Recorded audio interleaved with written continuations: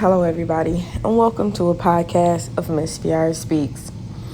Again, I'm going to start by apologizing because this podcast that I'm recording today is kind of on subject, but not completely. I do not have the presence of my sister Teresa and my nephew Trayvon because what I'm going to talk about today is something that happened to me on this past Thursday, which the date was the 25th of June. So I'll start by explaining again that I'm African American. My fiance is African American. We reside in Orland Park, Illinois. He went to work. I came home from work, and I had dinner and watching television, and a friend's birthday was approaching, and I had a gift for her, but I did not have a gift bag or a card. So I'm thinking to myself, will I have time in the morning to run out to the grocery store? Should I just throw on some clothes and go now? Now, oftentimes I have done that. I have gone grocery shopping at 10:30 at night. The Walmart by my house is 24 hours. So I've been to that Walmart at midnight when, the day before Christmas, on Christmas Eve, when I know not a lot of shoppers are in there. Or the day before Thanksgiving Eve, when I know, okay, by 2, 3 in the morning, the shoppers have died down, the food is restocked, I can go shopping. So it's not, out of the norm for me to go shopping late at night. But I went to Jewel, located on 159, right off LaGrange, across the street from the Walmart I shop at frequently. And I walk in, and immediately I see a gentleman and his son shopping without mask.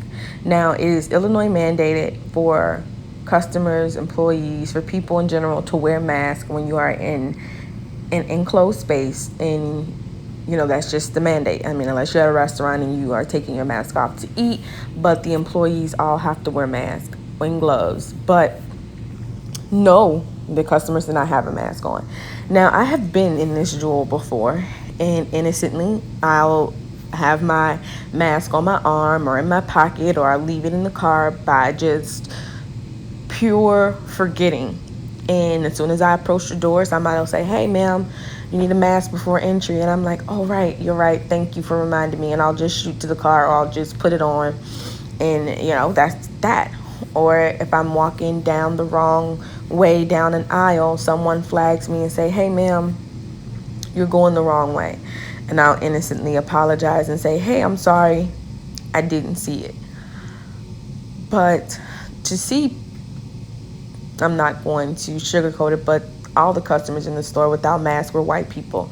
Honestly, I was the only black shopper when I walked in. So when I walk in and I see people without masks on, I instantly get my items.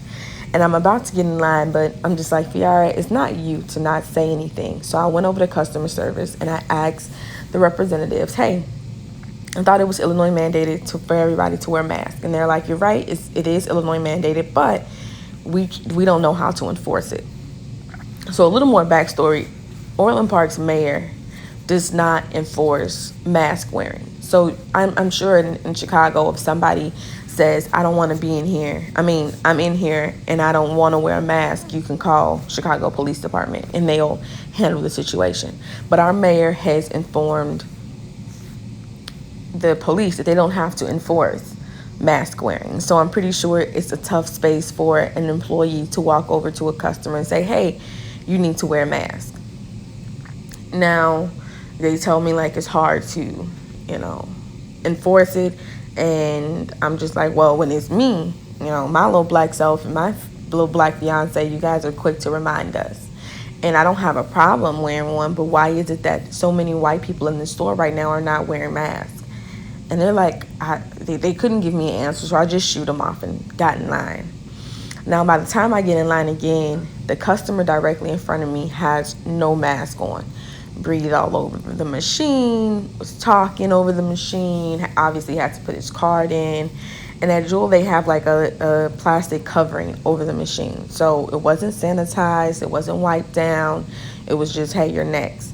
So while I'm standing there and I'm in complete shock that people in here are not wearing masks, I look at the employee and I say, hey, I'm just so surprised that people are allowed to not wear masks. And the guy heard me and he didn't say anything. He just like gathered his stuff and left. But she's like, you know what? You're absolutely right. Let me call someone else for you to talk to, because I guess she didn't know how to answer the question. So the guy come over and I'm explaining to him what's happened, what I'm seeing in the Jewel right now, as well as how I've been treated when I don't wear a mask. And I'm not saying how I've been treated as in like somebody's targeting me. I'm saying like maybe they just felt more comfortable telling me to wear a mask. I don't know. I'm not saying that person was racist. I'm just saying I feel like it's racial profiling if I'm black and I'm always reminded that these white people are in here freely with no mask on. And he's like, I'm sorry, here's the number to corporate that you can call. As I'm talking to him, I don't know his status in the store, but he had on a red shirt. A guy in a black shirt walks over to me and he say, I don't appreciate you saying that people in here are racially profiling when my dad is darker than you. I'm Puerto Rican. There's people in my family that's darker than you. And instantly, I felt the rage building in my body, because I turned to him and I say, your family being darker than me has nothing to do with what I'm saying, has nothing to do with the racism that I'm experiencing or the racial profiling that I'm experiencing in your store. Not saying that it's coming from you or anybody that I've talked to today, but I feel as if it's racial profiling. I have every right to say that. And he's like, you don't have every right to say that. You can't use words like that. And as he and I are talking, a lady, a regular customer, come past me and say, you need to calm down.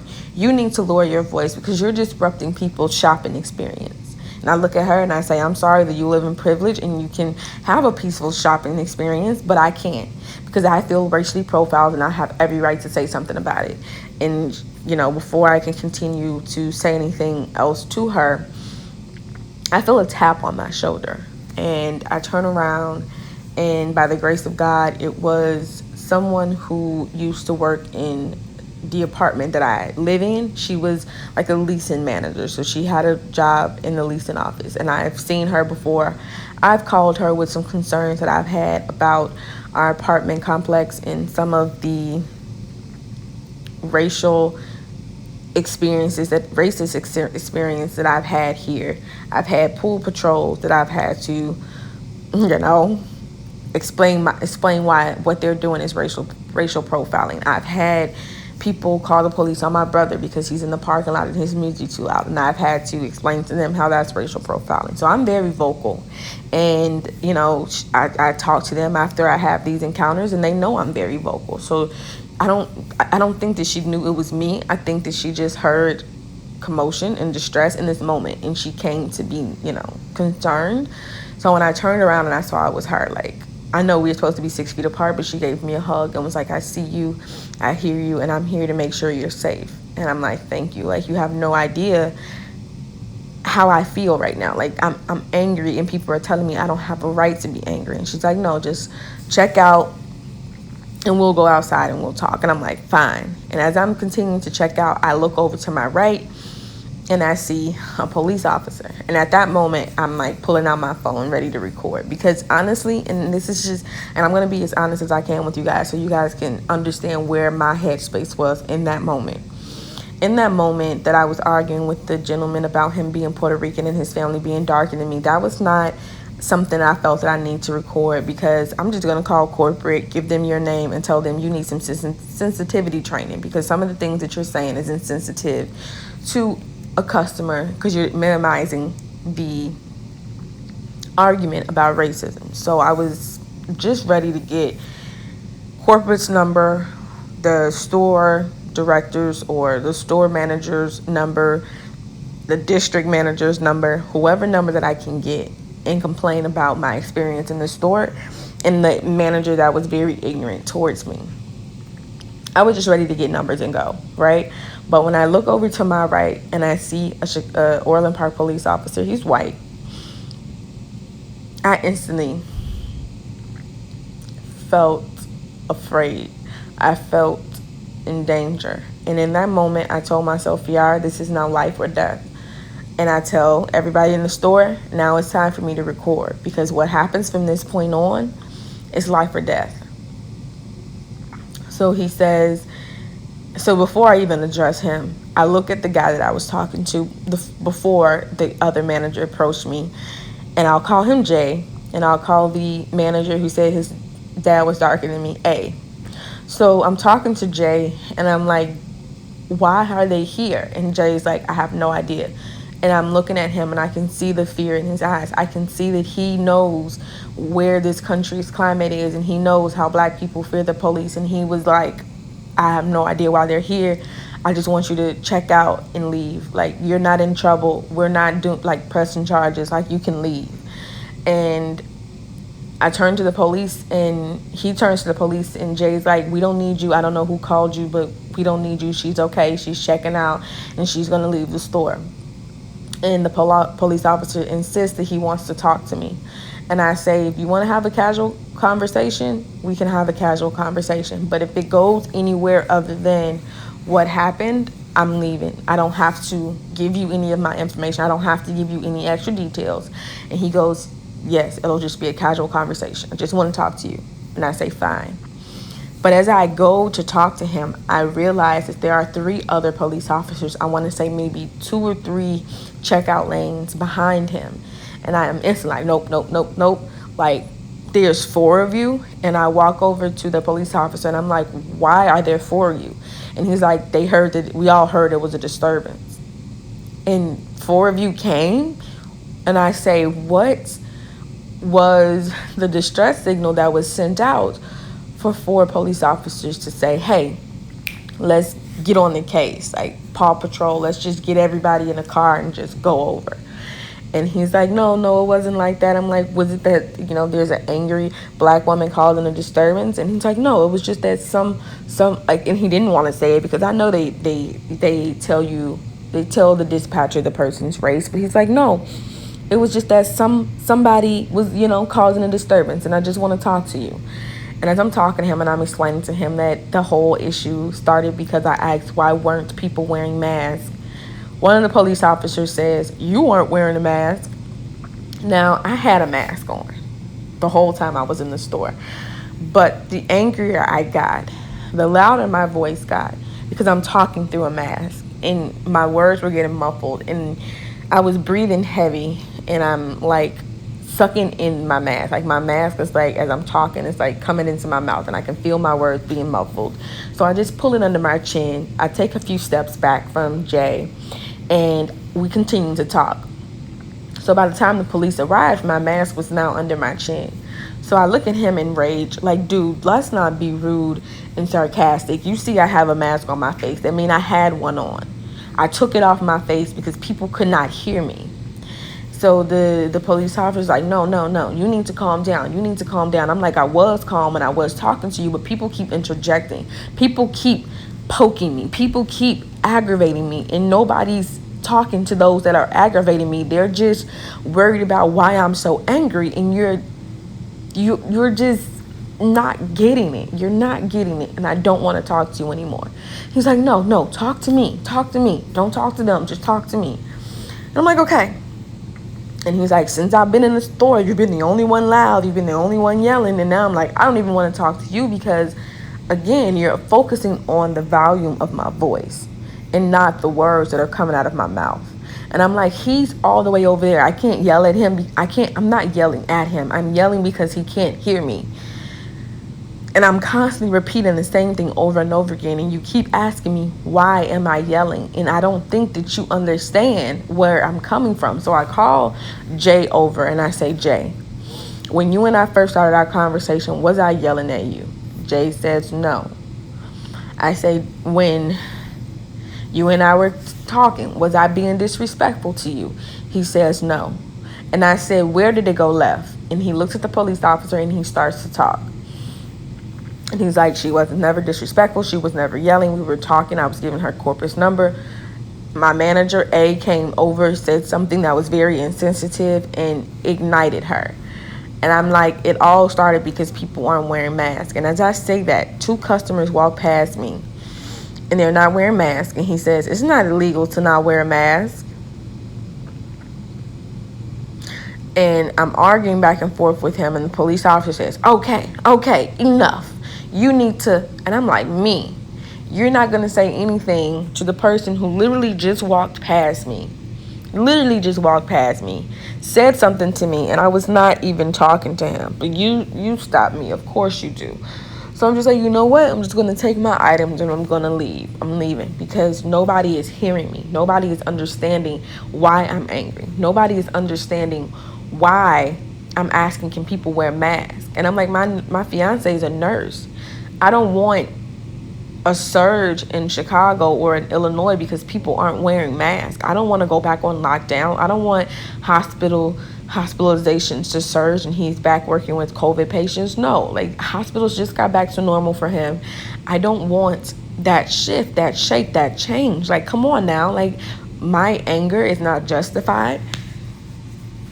So I am gathering my belongings and I'm leaving the store. And of course, in leaving the store, I'm like, just fuck everybody. I know Orland Park is racist. Fuck Orland Park. Fuck these racist people. And this black lady is exiting the store with me, and she's like, girl, Orland Park is racist. And she's like, but I don't want you to get yourself in any trouble. Like, just leave. And for black people, we know an interaction with the police can either be life or death. And she knew that just as well as I knew that. And she was like, girl, let's just go. Like, we know Orland Park is racist. They know Orland Park is racist. That's why they're not doing nothing to the people not wearing masks, because most of them are white people. So let's just go. Like, I don't want you to make it worse. And I leave the store. And the whole time I was in the store, of course, when the police showed up, I was scared for my life. I instantly felt like at any moment they can say I was being the aggressor. I could move the wrong way. I could say the wrong words, and it could be, okay, hands behind your back. And it could escalate, right? But I'm already angry. And I have a choice to either A, back down and just tuck my tail between my legs and say, all right, time for me to go. Or I can stand in my truth. I can stand in my words. I'm not doing nothing wrong. I'm not killing anybody. I'm not stealing anything. I can use my words to get a point across, and I have every right to do that.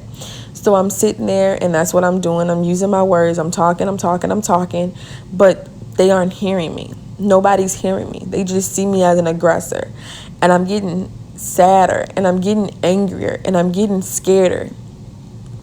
But I could never shed a tear because I was in the middle of a battle, and any sign of weakness would have been room to attack, would have given them the satisfaction of, hey, I won. Hey, we got her. We broke her. I couldn't break, no matter, and I'm surrounded by 4 police officers, and I can't break. It's still wandering around. I can't break. I have to stand for what I believe in, stand for something or fall for anything. So I get out to the store and I take the biggest sigh of relief that I'm still alive. And I call my mom, and she answers the phone, and I just cannot stop sobbing. I cannot stop crying. And my mom hears me crying, and at first she thought I was laughing because I'm a goofball with my mom. So I'll call like laughing, and she's like, girl, what's so funny? What happened? So she couldn't tell if I was like, like giggling or like in between like sobs, like sighs. And the first couple of seconds, she's like trying to differentiate a laugh from my cry. And then she realizes, no, that's my baby in distress. And baby, what's wrong? Like, and I hear her yelling at everybody in the background, be quiet, I can't hear her. And it makes me cry even more because my family lives in Chicago, which is probably 45 to an hour drive, 30 minutes on a good speed, legal speed or illegal speed. And I knew no matter what, they couldn't get to me fast enough if I needed them to. So I'm like, it's making me cry even more. And I'm trying to explain to her what happened, and I lose signal. So I started talking to the young lady who works in my apartment complex, but she was there with me the whole time. And she's like, you were right. Everything you said was 100% right. They just were not hearing you. And her boyfriend, who I did not even realize was in the store with us, was African American. And he goes, I heard a black woman in distress, and I made it my business to make sure you were okay. I made it my business to come find out what was going on. And it makes me cry even harder, because I'm like, if it wasn't for you two, I have no idea where it would have went, because she was basically my character witness. Like, I know her. This is like, she's not doing anything. She's not saying anything. Like, let her talk, but I'm going to make sure she gets home. And it was one of those things that it was hard to hear, that I needed a bodyguard to make sure that I got home. Now, we're in Jules parking lot. I'm sitting because all of the energy that I had fighting had left my body, and I was weak at the knees, and I needed to sit down, and I needed a sigh of relief, and I needed to say, oh my God, like, I'm alive. And by this time, 4 police officers, the same 4 police officers, are coming out of the store, and they're just hanging around, and they're listening to the gentleman and I and his girlfriend talk. And the gentleman looks at me and he says, they're not going to leave till you leave, so we're going to walk you to your car.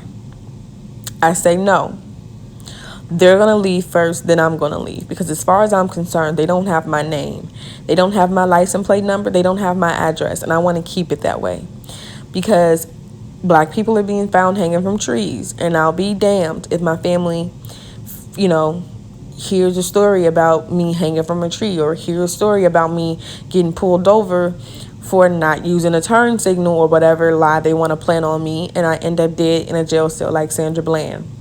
I do not want revenge after me because they felt disrespected by something that I said. They need to leave first, then I'll leave. And they all walked back to their separate cars. So it was 4 police officers who drove in 4 separate cars. And again, that's excessive within itself. But they get in their cars and they leave. And the gentleman and his girlfriend are like, you're right, you made a valid point. Let us go shop. Give us like 10 minutes to go in there and shop, and we'll trail you home, because we live in the same apartment complex. So now I'm sitting outside and I'm talking to my mom again, and she's like, baby, I just called because I couldn't get back in contact with you. I called the Jewel, and the man didn't know that I was your mother. So he gets on the phone and he's like, the police are handling her. She was loud and volatile and just aggressive and attacking everybody in the store. The police is handling her. And my mom was like, no. I'm not calling because she disturbed me. I'm calling because that's my daughter, and I want to make sure that she's safe. And she's like, the guy just like, I'll get the right person to talk to. There's a manager coming in within the hour, and you can talk to them, and like they get off the phone or whatever. But like I tell my mom, it's 11 o'clock.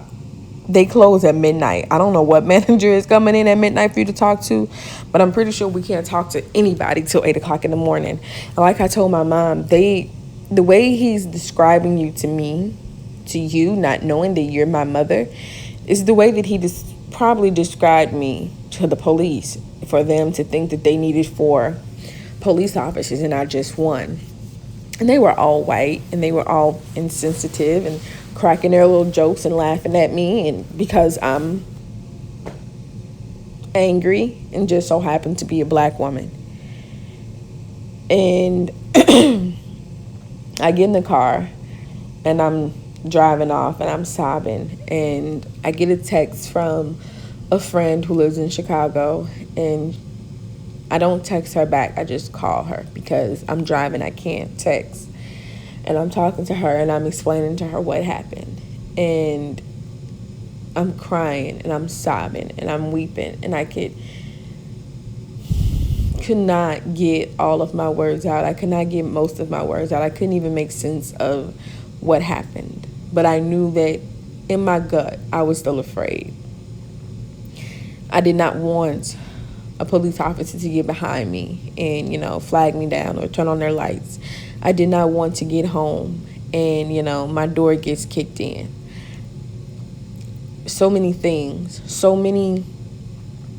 It was like a video in my head playing every hashtag of a black person was just like rolling through my head like a film, saying that could be you, that could be you, who knows what's next, like that could be you. And my nerves were and are shattered. If you've listened to this podcast before, if you know who I am, if you've been following me for a while, you know that in 2017 there was a racist letter written to my employers at the time, calling me a mammy, basically calling them my slave owners. So we started the Stand Up to Hate Playdate that we've done annually to try and include diversity into these children's lives and make a safe place in the neighborhood for all these children to be in play, and to give me that adult interaction and say, hey, we live in this neighborhood, we see and support you. I have recently started selling buttons to give people that silent allyship.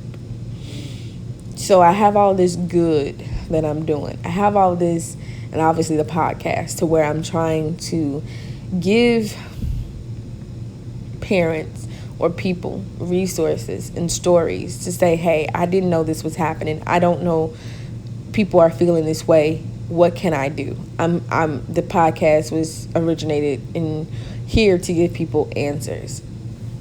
So I am experiencing all of this. I'm doing all the work. I'm trying to be hopeful. I'm trying to be helpful.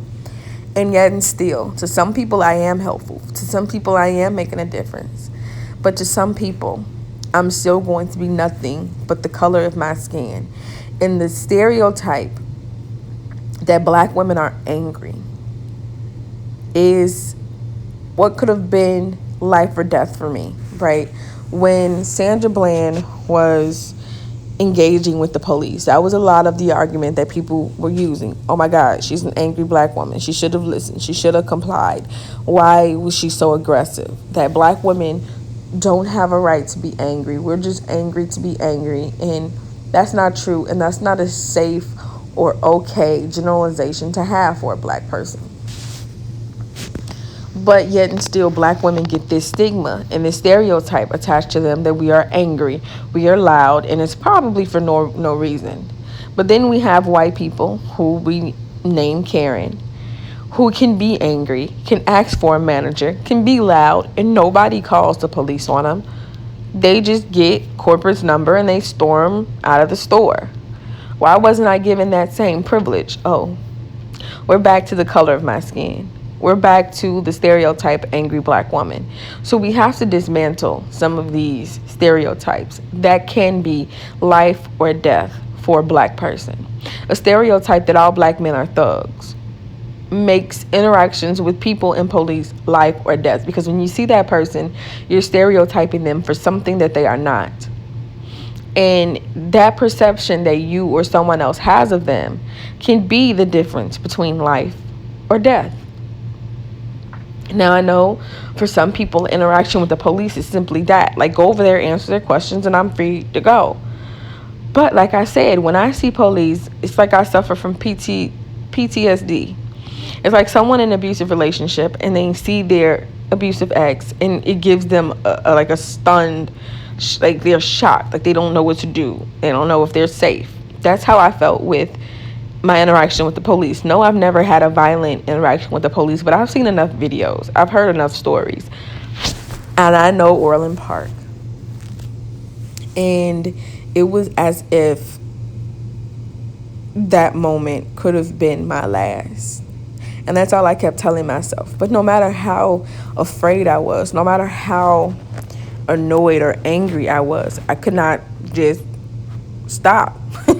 It's not funny, but I could not just not continue my argument. I knew I was right. Put on a mask. Simple.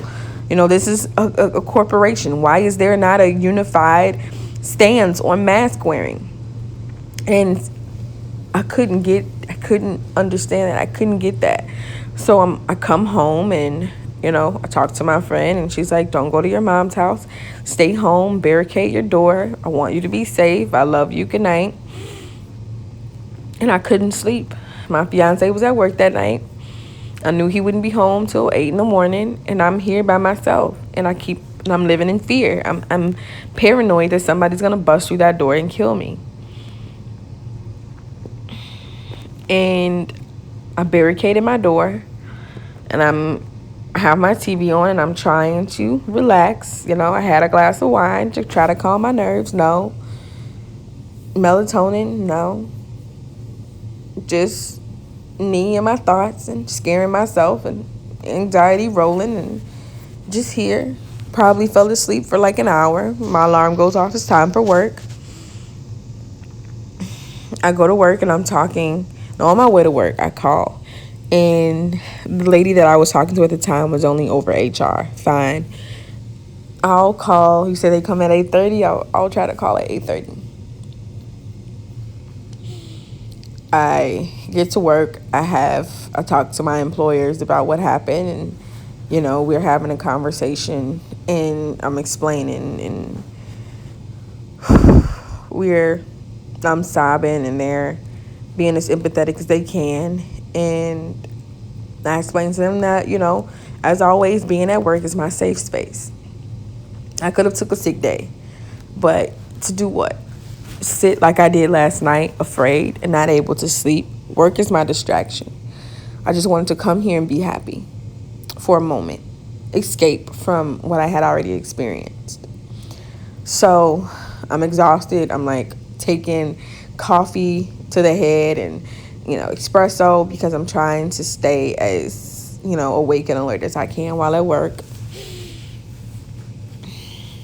When I finish work, I get in my car and I call the manager from Jewel, and she was the nicest lady I'd ever talked to. She was not that I've ever talked to. I mean, when it comes to a manager, somebody that just instantly believes the customer. You know how you get some people like, I need to view the cameras and I'm going to get back to you, and then they never get back to you. She was like, no, I'm sorry that happened to you. I hate that it was one of my employees. I hate that you were surrounded and you felt unsafe in my store. I am going to view the cameras. And when I'm at work, I want you to come. I want to walk around this store with you. I want you to know that you're safe in this store. I want you to know that I'm on your side. I want you to know that I'm going to investigate this to the fullest extent.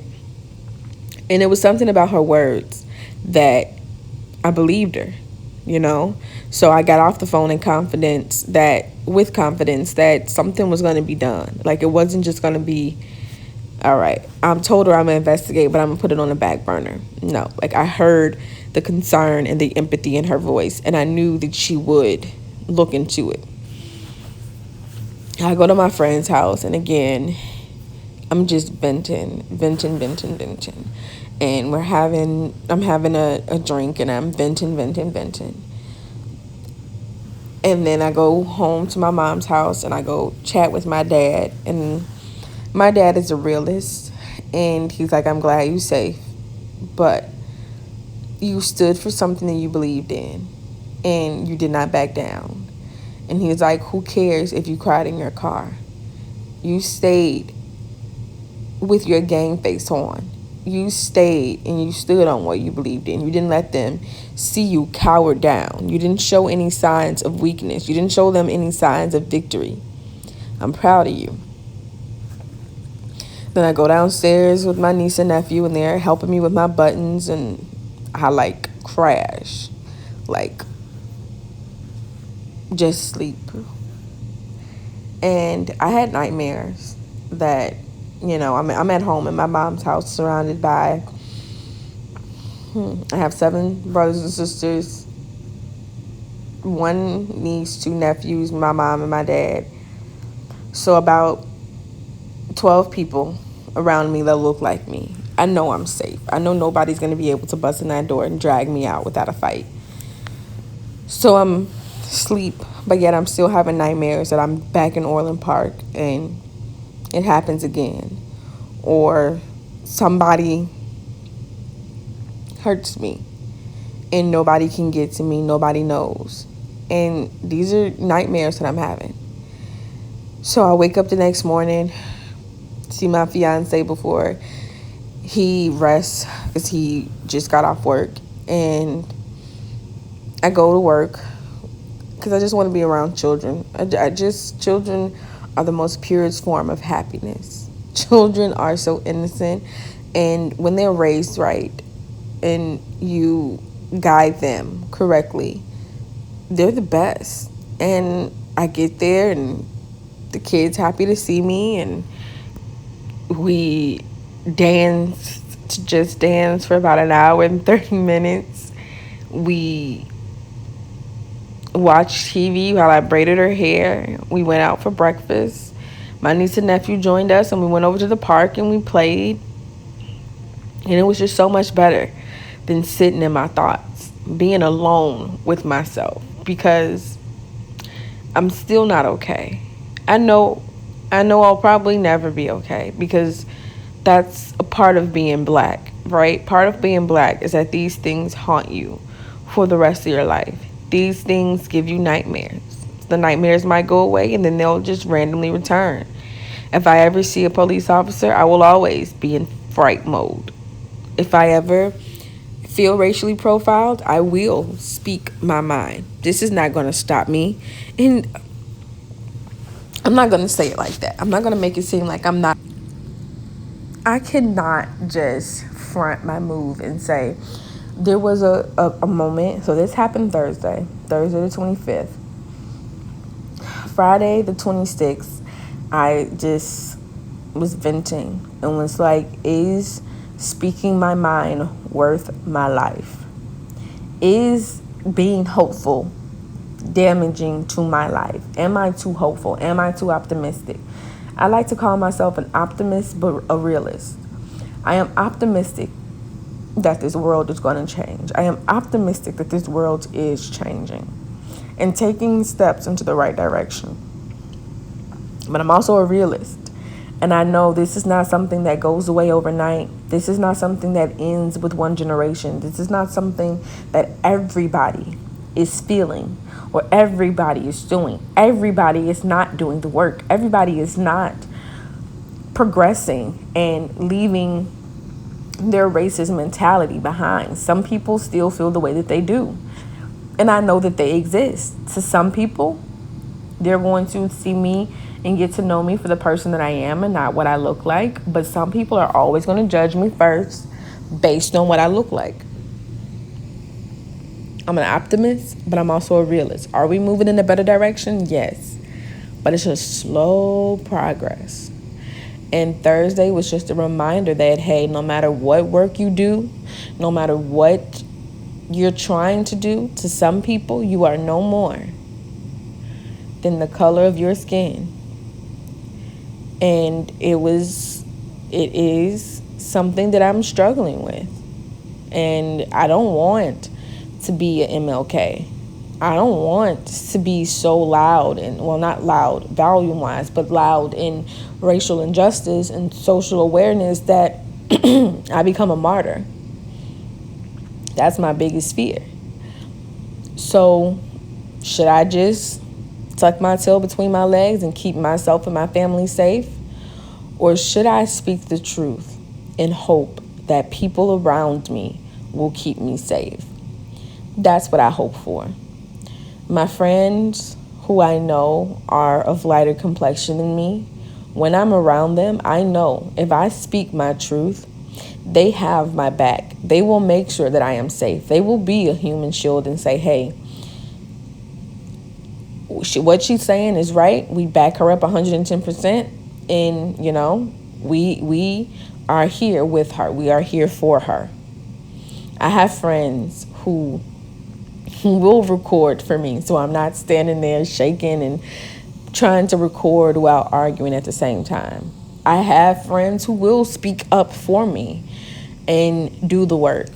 Because when I talked to one of my friends, she was like, if I had been there, I would have raised that same question, asked that same question, and had got a different response. I know it because of the privilege that I have based on the color of my skin. But at the same time, it shouldn't be that way. You shouldn't have to be silenced. You shouldn't have to feel like you can't speak your truth. What comes out of your mouth is just as valid as if it came out of mine. But we know that the world does not respond the same way. We know that people judge me and just turn their ears off to me before they would to her. And that's what I'm trying to actively fix. That's the purpose of my podcast. That's the purpose of the buttons. So to end this story on a little bit of a lighter note, I get a phone call from the manager that I spoke to on Friday. And she's like, hey, because I did tell her that, I live in Orland Park. I might be able to stop by Saturday because she did say she wanted to meet me. Saturday at like 4:15, so the 25th, 26th, Saturday the 27th, I get a phone call from her. And she's like, hey, this is C from Jewel, and I'm wondering if you're still going to stop by today. I'm like, yes, I'm on my way there now. I should be there in 30 minutes. She's like, perfect. I'll see you then. I walk into Jewel with my sister on the phone because I'm like, what if it's a setup? What if, I'm ambushed? Like, not to say that, hey, she sounded nice and sounded warming, but hey, who knows? And I walk in. It's a different atmosphere. Everybody's in masks. And I go to the front desk and they say, hey, we'll call her down. She comes in and instantly gives me an elbow. Now, if anybody knows me, they know I like to give. So as I walk into Jewel, she, over the phone when we were talking on Friday, she explained to me that she was Hispanic. I mean, I could hear it in her voice. I heard her accent. And I have a button of a black fist and a lighter fist, but it has all these flags on there. And I thought, hey, this is the perfect button for her. The button with the dark and the light pinkies, and then the button with all the hands and a heart. And I'm like, these are 3 perfect buttons. Let me bring these to her. So she comes over to me and I hand her these buttons. I say, these are for you. And she's like, oh my God, these are beautiful. These are amazing. I'm going to wait. And she like puts them on her sweater. She's like, these are like perfect. And she's like, come take a walk with me. And she hands me a gift card, and she knew it wasn't about money, but I'm pretty sure that's what she could do at the time. She gives me a gift card, and we're walking, and she's like, I watched the video. I am sorry that happened.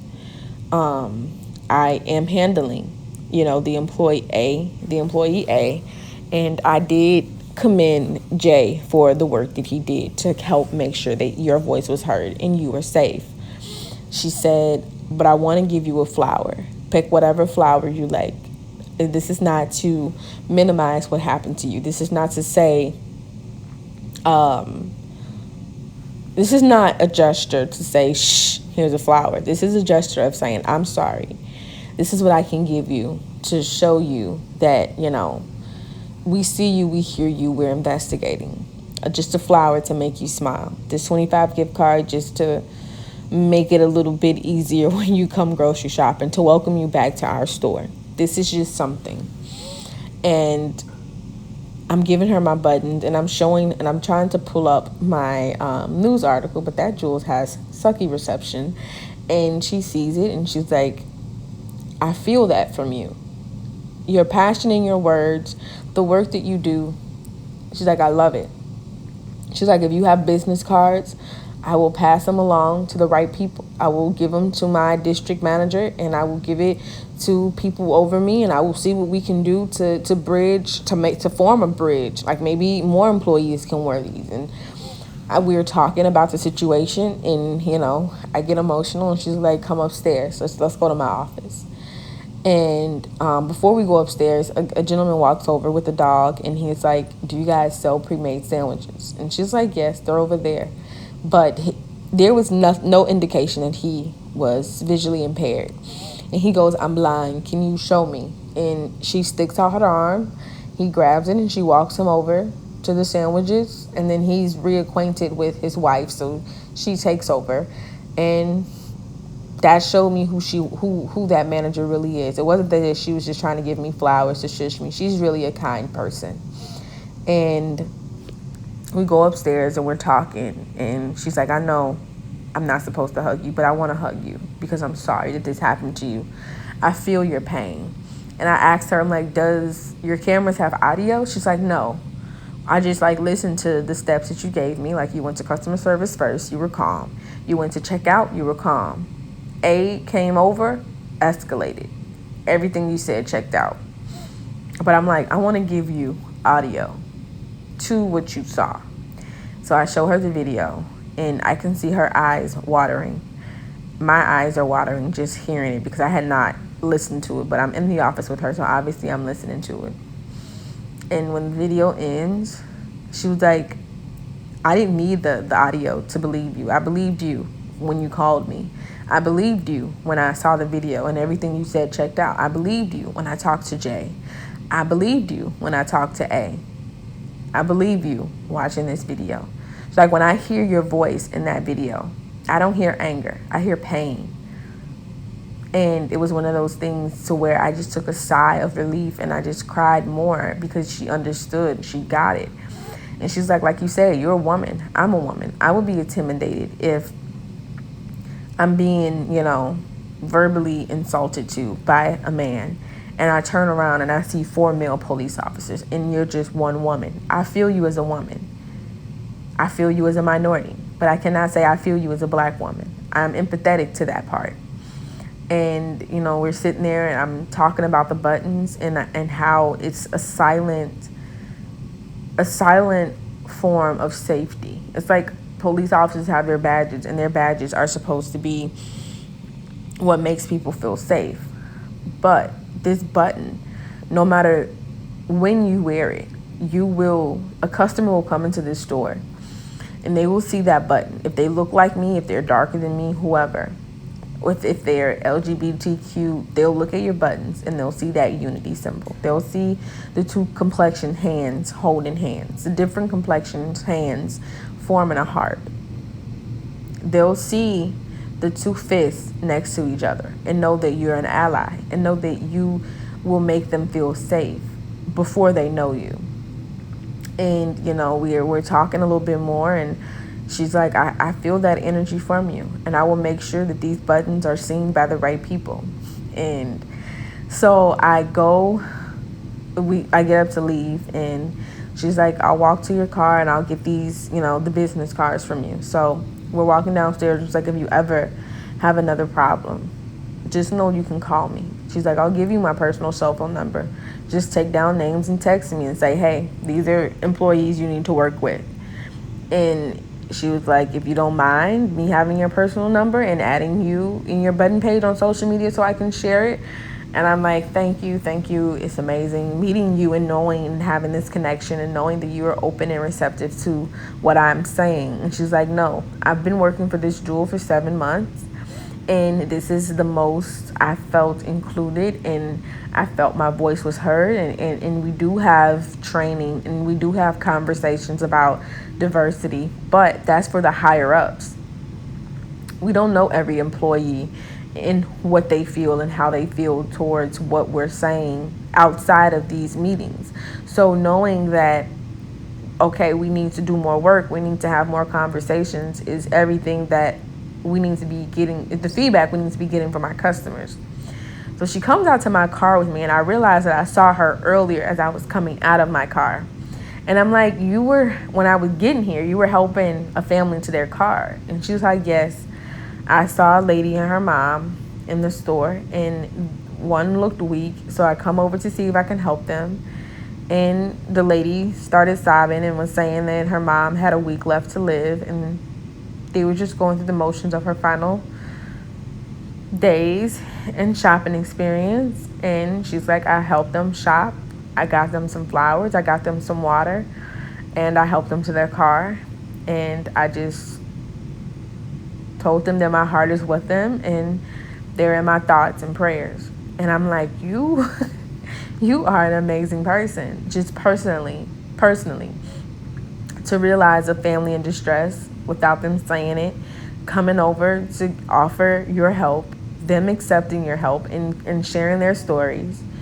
And no, flowers does not fix her mom dying. Flowers does not fix the racism that I experienced. But I'm looking at this flower in my house right now, and it's just makes me smile. It makes me smile. And it reminds me that there are good people out there. No matter how many bad people I encounter, I know that there are more good people out there. And that's what made me get up this morning and do this podcast. That's what made me continue to be hopeful and optimistic, but at the same time be as realistic as I can. Being black is dangerous, but being a black woman is even more dangerous because there are stereotypes that comes with it. And oftentimes, in a lot of cases, a lot of black women does not get the same justice that a black man does and is. Flowers does not fix the pain that I endured and I am enduring. Flowers does not fix that night. It does not take away the nightmares. But when I wake up from my nightmare, I look over to my nightstand and I see there's a picture of my kids club. If you know me, you know what kids club is. But I will explain to those who don't. Kids club is a group of kids that I used to nanny, plus my niece and nephew, in all different ethnic backgrounds, and they play together and they love each other, and they have since I've been around them. So it's on my nightstand. So when I wake up from a nightmare, I glance over at my nightstand and I see the future and I see the hope and I feel hopeful and I know that was nothing but a dream. You're okay. You're safe. I often sit and thought and I think about all the progressive, kind people that does not look like me, that's actively doing the work, that are actively educating their children, educating themselves, and advocating for black and brown people. I think about all the black people who are doing the same work, the same activism, and not cowering down, and are sharing justice for Ahmaud, justice for George, justice for Breonna, justice for Elijah, justice for Rashad. Hashtag after hashtag after hashtag. The amount of black people that are having the conversations on how can we better our community, as well as expect them to bettering theirs. I sit back and I think about this stuff a lot because it's the only thing that keeps me sane. If I sat and I thought about the bad all the time, if I thought about the time I was called the N-word and P was thrown at me, if I thought about the time the N-word was engraved in my car, if I thought about the time that letter was written, if I thought about the time that I was called the N-word in a grocery store, the N-word or the playground, if I sat and I thought about all that at once, I would curl up in a ball and I would never leave home. But I have to, in order to keep going, in order to keep this train chugging in the right direction, I have to keep hopeful. I have to remain hopeful. I have to still do the work. And like I told everybody that I talk to, I sell buttons that says silence equals acceptance. Regardless of what that subject you're being silent about, silence equals acceptance. If I had stayed silent about the masks, that would have mean I accepted what was going on. That I'm accepting that people don't need to wear masks, and they do. So I cannot ask for other people to do things I am not doing myself. I have to actively do the work myself. I have to be as socially aware and socially active and vocal as I expect my counterparts. So I cannot say silence equals acceptance and I sit back and I'm silent myself. Say what I mean and mean what I say. I stand behind that. Was I angry? Yes. Am I a black woman? Yes. Was I an angry black woman? No. I was a person, a black woman, angry and justifiably angry. I was treated with so much disrespect. So much. I don't even want to continue to talk about how I felt in that moment. I just want to remind you guys that I am human. Outside of the podcast and the buttons, I feel and I breathe and my heart beats and my heart has pain. But I still have to get up in the morning, go to work, interact with my friends, find my peace, because with no peace, I have no sanity. And I need sanity to get up and keep fighting. I need to stay sane to get up and keep pushing. I need to be sane. I cannot let bad win, and I won't. So I'm sorry that, Miss Fiara Speaks being and experiencing racism was pushed back. Well, kinda not, because, I did see and experience racism. But next week, I will have that conversation with my sister and my nephew, Trayvon. Because I'm 27, and this was hard for me. I can only imagine how it is for him at 11. And then the following week, my podcast will be about being a Black woman in America, which is about the stereotypes, angry Black woman. But I also will talk about how I felt going to the first Women's March and why I will never go again. So I want to thank everybody who is taking the time to listen to Miss Fiara Speaks, who is taking into consideration my words, who is out there actively being good and actively trying to make change. I thank you, because it is hard. Whether you look like me or whether you don't, it's hard.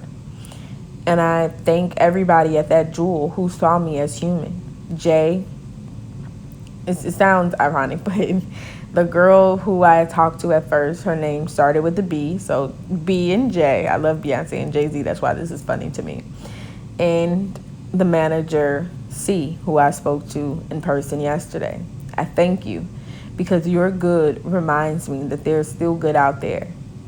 My friends that reached out to me, who wanted to talk to me and make sure that I was okay and know that I'm not okay, but are giving me the encouragement that I need to say, hey, Fiara, you don't have to be okay, but we're here for you.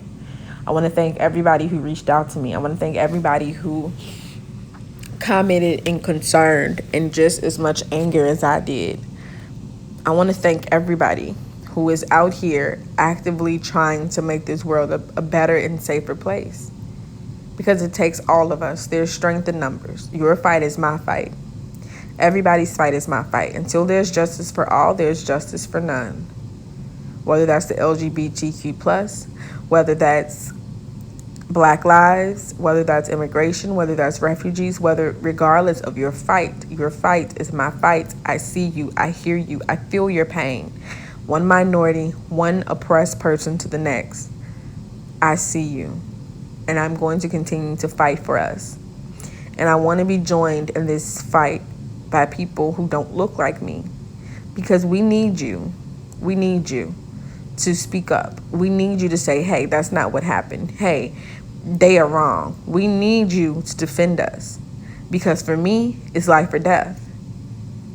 And you have the privilege of having a safer interaction and encounter with the police than I do. So we need you to be just as loud and just as angry and just as passionate as we are. I want to thank my listeners, and I will join you guys next week for another episode of Miss Fiara Speaks. I hope you guys have a pleasant week. I hope that you guys, and I'll end my podcast by saying this. Saturday morning I woke up to a firefly on my car. Now, fireflies mean everything to me. If you watch The Princess and the Frog, and I've said it before, that's my favorite Disney movie. Princess Tiana's guidance animal in that film was a firefly, Ramon. So whenever I see a firefly, and it's not, I see fireflies all the time, but whenever one is like planted, like lands on me or in my car, or like flies directly past me, I'm typically always in distress. I'm always angry or upset about something. And I see that firefly, or I see a firefly. I know it's not the same firefly, but I do see a firefly. And to me, I'm very symbolic, and I know what fireflies mean and fireflies symbolize. So I'll share that with you. Fireflies remind us of the importance of our internal character. The light from fireflies appropriately represents hope, guidance, inspiration, and awakening. They implore us to listen to our hearts and let them lead the way towards truth and light. So when I woke up Friday morning, walked to my car, and I saw that firefly, it reminded me to not let the fight die, to not be swayed away from what I know is right, to have hope and lead and light the way. So I'm going to end this episode of Miss Fiara Speaks by saying, I hope you have that light in you. I hope you have the fight in you. I hope you have the hope in you, the love in you to spread. And I hope that this world is making strides in the right direction. Thank you for joining me on an episode of Miss Fiara Speaks. And I will be back next week with my nephew Trayvon and my sister Teresa to continue the conversation of being Black, being African American, seeing and experiencing racism. I thank you, and I hope you guys have a great week, a great rest of your day, and I'll be back next week.